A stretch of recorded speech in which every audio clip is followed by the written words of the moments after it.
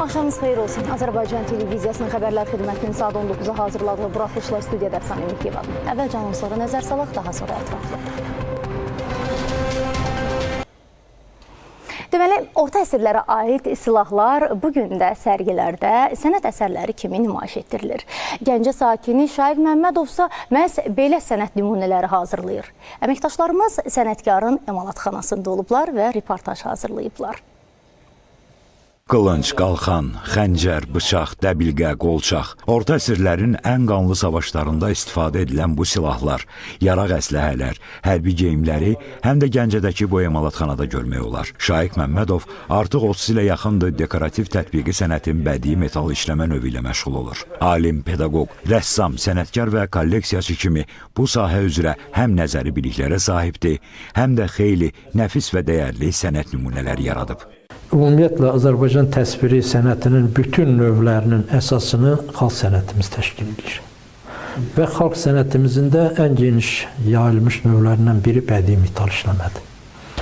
Azərbaycan bədii metal işləmə sənəti tarixən 4 növ üzrə inkişaf edib. Bu, dəmirçilik, silahsazlıq, miskərlik və zərgərlik. Sonradan inkişaf nəticəsində dəmirçiliyin tərkibində nalbəndlik ikinci bir sənət kimi formalaşıb. Eyni zamanda da zərgərliyin tərkibində gümüşbəndlik sənəti. Sənətkar bildirir ki, bədii metal işləmə dekorativ tətbiqi sənətin ən ağır və böyük zəhmət tələb edən növlərindən biridir. Onun böyük zövqlə hazırladığı nümunələr hər yerdə maraqla qarşılanır. Nüfuzlu elm və mədəniyyət xadimlərinin, iş adamlarının, həmçinin hökumət və dövlət başçılarının şəxsi kolleksiyalarını bəzəyir. Ümumi liderimiz 3 işim var idi.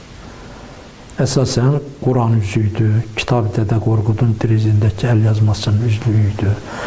Sonra xəncər var idi. İndi Ali Baş Komandanımızda məsələn mənim Quran üzlüyü hədiyyə eləmişəm vaxtilə. Əməkdar rəssam fəxri adına layiq görülən Şaiq Məmmədov dekorativ sənətin digər növləri ilə də məşğul olur.